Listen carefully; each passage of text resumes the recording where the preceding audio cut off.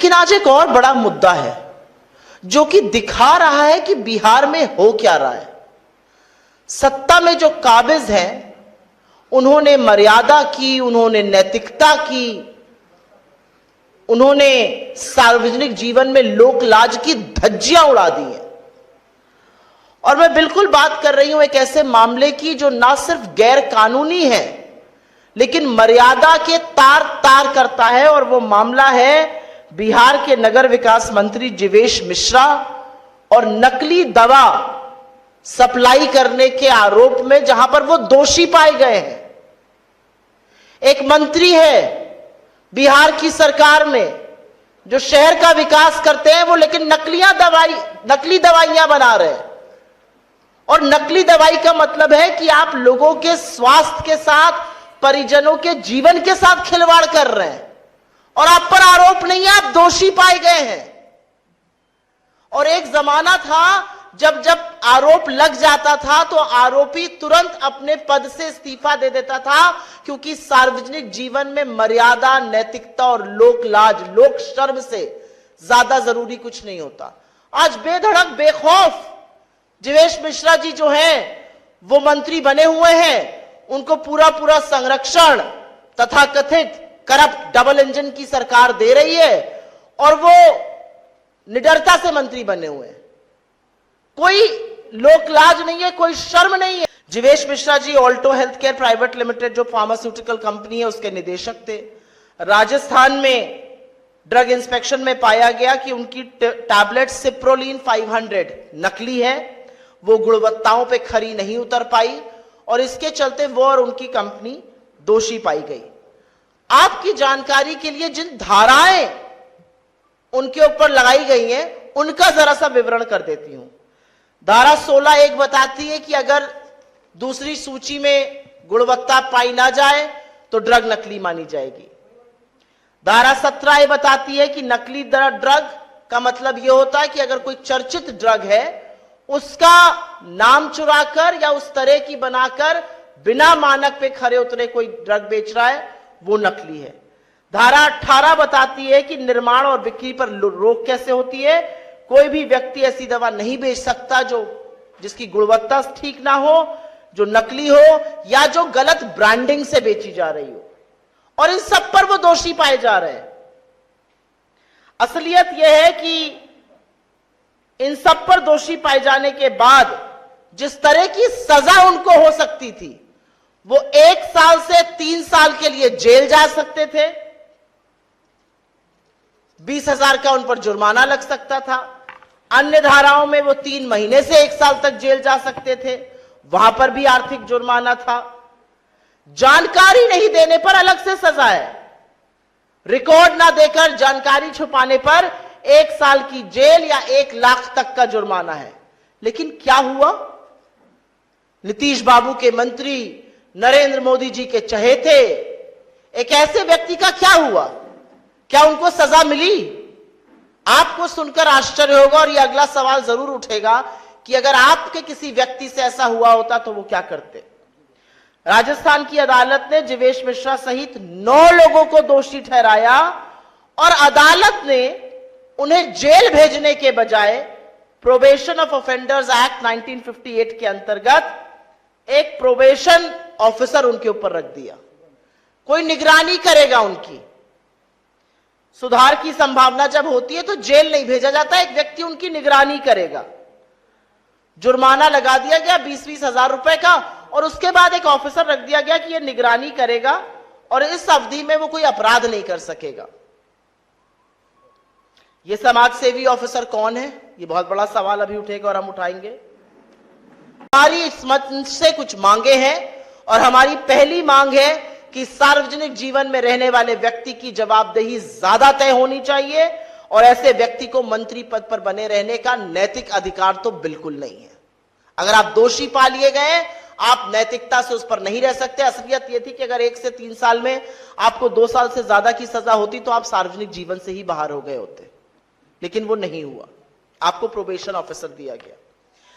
स्वास्थ्य मंत्रालय और ड्रग कंट्रोल डिपार्टमेंट ये जरूर बताए कि ये जो अवैध ड्रग्स पाई गई इसके बाद क्या कदम उठाए गए, कितनी कंपनी सील हुई, क्या हुआ फैक्ट्रीज का, कितनी दवाई जब्त की गई, कितनी और दवाइयों की जांच हुई, ये कहां तक फैला हुआ मायाजाल है। और जैसा कि मैं बार बार कह रही हूं, अगर ये किसी आम नागरिक ने किया होता तो क्या उसके साथ भी यही रूई के फाहे की तरह ट्रीटमेंट होता, या उसको जेल में डालकर जवाबदेही तय होती कि तुम्हारी दवाई से लोग बीमार पड़े या लोगों की संभवतः मृत्यु हुई। एक नजीर बनानी जरूरी है, क्योंकि मिलावटी दवा का मामला बहुत संगीन है, बहुत गंभीर है, और खास तौर से तब जब वहां पर एक रसूख वाला, एक प्रभावशाली मंत्री इन्वॉल्व हो और दोषी हो। मेरा तो सवाल यह होता नीतीश जी से, अगर वो समझ के इसका जवाब दे पाते कि आपने कौन सा प्रोबेशन ऑफिसर लगाया है, वो क्या निगरानी कर रहा है, वो मंत्री जी के साथ रहता है, वो उनके कंडक्ट को देखता है, उनके बिजनेस को देखता है, वो क्या कर रहा है। बहुत सारे ऐसे सवाल हैं, और बहुत सारे ऐसे सवाल बिहार के ही नहीं, बिहार के बाहर की भी उस जनता के मन में है जहां पर ये दवाइयां गई। लेकिन इन सब में सवाल यह है कि इसका मानवीय पक्ष कहां है, इसका मर्यादा कहां है, इसकी नैतिकता कहां है। अब चीफ मिनिस्टर जी कितना इस मामले को अब समझ पा रहे हैं कि नहीं पा रहे हैं, यह मैं आपके विवेक पर छोड़ देती हूं, मैं व्यक्तिगत टिप्पणी नहीं करना चाहती हूं। लेकिन बाकी लोग तो समझ ही रहे हैं कि मंत्री जी ने क्या किया है, और वो बेखौफ मंत्री बने हुए हैं। आप मुझे बताइए, अगर आपके किसी जानने वाले की कंपनी में नकली दवाइयों के मामला पकड़ा जाता और दोषी सिद्ध होता, तो ऐसे ही छोड़ दिया जाता प्रोबेशन ऑफिसर डालकर, वो ऐसे ही अपने पद प्रतिष्ठा पर बैठा रहता। किसी की जान से व्यापार करना कहां तक उचित है? और क्योंकि वो मंत्री है, क्या इसलिए वो कानून से ऊपर है? जिन परिजनों ने ये दवा ली, जिनके घर वालों को इससे नुकसान हो गया और संभवतः किसी की जान चली गई, उसका उत्तरदायी, उसको उत्तर कौन देगा, उसकी जवाबदेही कौन तय करेगा? जिसकी बात करते करते कभी कभी रूह कांप जाती है, कभी कभी गला रूंध जाता है। लेकिन अखबार उठाओ और बिहार से रक्त रंजन की तस्वीर ना आए, यह हो नहीं सकता है। 2025 का यह वर्ष है, आजादी के 7 दशकों से ज्यादा बीत चुके हैं, और आज भी दिन दहाड़े हत्याओं का सिलसिला बिहार में जारी है। असलियत यह है कि बिहार की हत्याओं से यह देश दहला हुआ है। और बिहार में न सिर्फ कारोबारियों की, जिस पर अभी मैं विस्तृत चर्चा करूंगी, लेकिन जो महिलाओं के साथ हो रहा है। मैं बोल नहीं सकती हूं कि जब मैंने मुजफ्फरपुर की उस खबर का पढ़ा जहां पर 20 चाकू एक बेटी को मारे गए और वो 8 घंटे तक अस्पताल के बाहर पटना में इंतजार करती रही इलाज का और उसने दम तोड़ दिया, क्या बीती होगी इस देश की आधी आबादी पर? क्या यह देश महिलाओं का नहीं है? क्या यह देश आपकी बेटियों का, आपकी बहनों का, आपके घर की महिलाओं का नहीं है? क्या यह प्रदेश सिर्फ और सिर्फ गुंडा राज में आगे रहेगा? लेकिन मैं सिलसिलेवार तरीके से कुछ घटनाओं का जिक्र इसलिए करना चाहती हूं क्योंकि यह एक पिक्चर दिखा रहा है बिहार की। यह दिखा रहा है बिहार में दिन दहाड़े क्या हो रहा है। न बच्चे सुरक्षित है, न महिलाएं सुरक्षित है, और न कारोबारी सुरक्षित है। हम इस मंच से कई बार बेरोजगारी पर, पलायन पर आवाज उठा चुके हैं। कौन करेगा आखिर निवेश? जो नौकरी बनाने वाले लोग हैं, जो धंधा पानी करने वाले लोग हैं, अगर उन कारोबारियों को चुन चुन के मारा जाएगा और सरकार हाथ पर हाथ धरे बैठी रहेगी और दिन दहाड़े बिहार में रक्त रंजन होगा, लहूलुहान होंगी यहां की सड़कें, तो कौन आकर करेगा निवेश बिहार में? कल की खबर, बालू के कारोबारी रमाकांत यादव जी, उनके घर पर उनकी गोली मारकर हत्या कर दी गई। इसके पहले उनकी भाई की हत्या कर दी गई थी।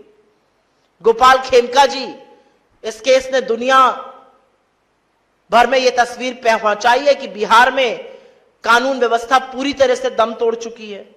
मगध अस्पताल के मालिक, जिस तरह से उनकी गोली मारकर हत्या हुई और उससे पहले उनके बेटे की हुई थी। अंजनी सिंह जी, पटना के जमीनी कारोबारी। उनकी जिस तरह से रात में बदमाशों ने गोली मार के हत्या कर दी और हाईटेक हथियार लेकर अपराधी चल रहे हैं, कोई चेक करने वाला नहीं है बिहार में। कहां से आ रहे हैं अपराध, कौन सप्लाई कर रहा है?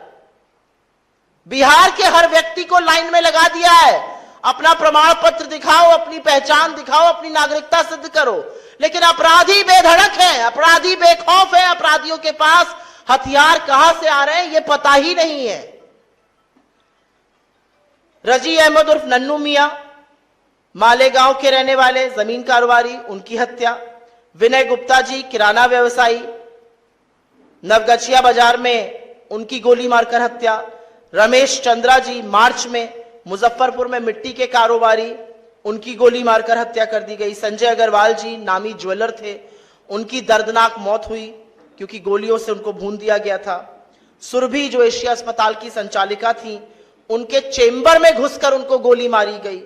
विनोद मेहता, भागलपुर के जो कपड़ा कारोबारी थे, उनकी नृशंस हत्या हुई। और ADG law and order, Bihar का जो सर्वोच्च पद पे बैठे हुए पुलिस आला कमान है, उनके सामने पटना में बोरिंग कैनाल में दिन दहाड़े 8 राउंड फायरिंग के होते हैं और पटना की सरकार, बिहार की सरकार सुई टपक सन्नाटा, कोई कुछ कहने वाला ही नहीं है।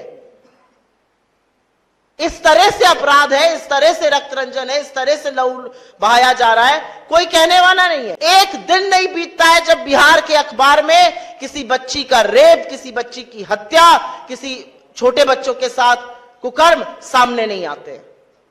और ये मैं नहीं बोल रही हूं, ये मोदी जी कह रहे हैं बिहार के मामले में, क्योंकि ये मोदी सरकार की एनसीआरबी के आंकड़े कोट कर रही हूं आपको। ये कांग्रेस दफ्तर में रिसर्च के आंकड़े नहीं है, ये केंद्र की एजेंसी एनसीआरबी के आंकड़े हैं और वो पूरी तरह से साफ है कि 2006 से 2022 के बीच में बिहार में क्या हुआ है।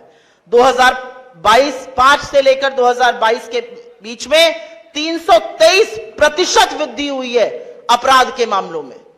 इसका संज्ञान कौन लेगा, इसका जवाब कौन देगा? सुशासन बाबू का जो ओढ़े रहते थे, उस पर कौन जवाब देगा? बिहार राज्य उत्तर प्रदेश के बाद हत्या के मामलों में दूसरे नंबर पर है। हत्या की कोशिश के मामले में बिहार पूरे देश में दूसरे नंबर पे है। बिहार में हत्या, बलात्कार, अपहरण, फिरौती, डकैती के मामले 200% से ज्यादा बढ़े हैं। महिला अपराध, और इसके बारे में भी मैंने चर्चा की थी, 336% की वृद्धि हुई है इस दौरान। और इनमें से 1,17,000 से ज्यादा मामले आज भी अदालतों में लंबित हैं। महिलाओं का सम्मान खोखले दावों से नहीं होता है, उनको सुरक्षित रखकर होता है। महिला अपहरण में 1000% से ज्यादा की वृद्धि। बच्चों के विरुद्ध अपराध में करीब 62,000 से ज्यादा बच्चे कुकर्म और दुष्कर्म का शिकार हुए। दलित उत्पीड़न के मामले में बिहार इस देश में नंबर 2 पर है। तो ना आप महिलाओं को सुरक्षित रख पा रहे हैं, ना बच्चों को रख पा रहे हैं, ना कारोबारियों को रख पा रहे हैं, ना दलित, पिछड़े, आदिवासियों को सुरक्षित रख पा रहे हैं। आप सुरक्षित किसको रख रहे हैं? आपके राज्य में सबसे सुरक्षित वो जघन्य अपराधी है जो आपके साथ मिलकर ये कर रहा है, आपके संरक्षण के चलते ये कर रहा है। लंबी एक फहरिस्त है, चाहे वो बक्सर की घटना हो, सहरसा की हो, पटना की हो, नालंदा की हो, आरा की हो, तमाम ऐसी घटनाएं, चाहे वो बेतिया हो, कटिहार हो, मुंगेर हो, जहां पर महिलाओं के साथ अपराध हुआ, जहां पर कारोबारियों के साथ अपराध हुआ, जहां पर दिन दहाड़े हत्याएं हुई। लेकिन आज भी आरोपी, आज भी जो लोग जिन्होंने इसको अंजाम दिया वो फरार है। 2-4 शूटर को पकड़कर सरकार अपनी पीठ थपथपाती है। ये साजिश कौन रच रहा है, इनके पीछे कितने बड़े बड़े अपराधी खड़े हैं, उनसे कोई सारोकार नहीं है। मैंने बच्चियों के साथ मुजफ्फरपुर की चर्चा की थी। छपरा, बेतिया, सीतामढ़ी, बगहा, अररिया, मुरेर का कौन सी ऐसी जगह है जहां पर महिलाएं सुरक्षित है? तमाम ऐसी घटनाएं हैं जहां पर गैंग वॉर हो रही है। पिक्चरों में जो दिखाया जाता था वो बिहार में आज हो रहा है और बिहार की सरकार को मानो कोई फर्क ही नहीं पड़ता है। बिल्कुल जमीनी हकीकत से बिहार की सरकार उखड़ी हुई है, कोई लेना देना नहीं है।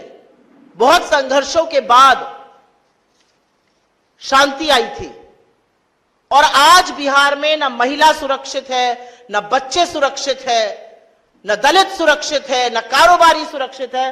तो सुरक्षित है कौन? सबसे ज्यादा सुरक्षित बिहार में दामाद जी का कुत्ता है। और यह विडंबना है, मैं इसको हंसकर नहीं बोलना चाह रही हूं, यह विडंबना है। सांसद जी का कुत्ता खो गया था, सारे जिले का पुलिस और प्रशासन जुट गया, कुत्ता मिल गया। मुझे कुत्तों से बहुत प्यार है, खुशी हुई मिल गया।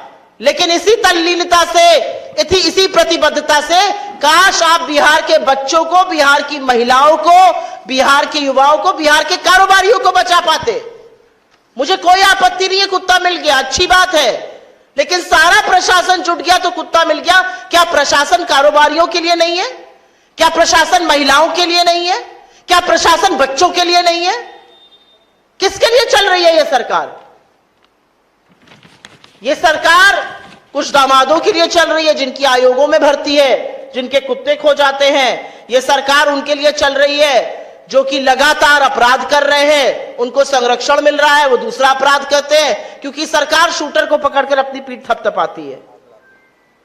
अभी जब मैं बोल रही हूं तो मुझे यह संज्ञान में ला रहा है कि आज बीती हुई रात को पटना में किराना कारोबारी की गोली मारकर हत्या कर दी गई।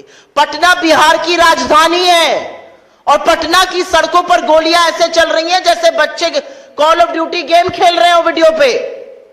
ये कैसे स्वीकार्य है और ये कैसे माना जा सकता है? और सुशासन की जो बात करते हैं वो बताएं कि बिहार जो है वो अपराध और रक्त रंजन से क्यों भर चुका है। सीधी बात यह है।